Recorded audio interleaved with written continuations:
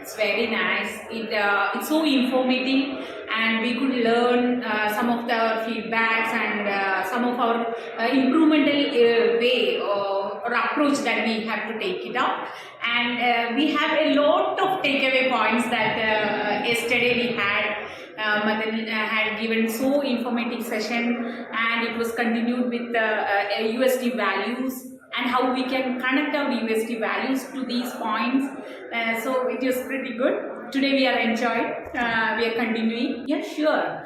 Because we have to empower ourselves. By empowering ourselves, that means our team is empowered. Because I can give more values to my team members when I am empowered. So definitely 7 leadership, this training will help me, and I have a takeaway points as well, which I can share it across with my team.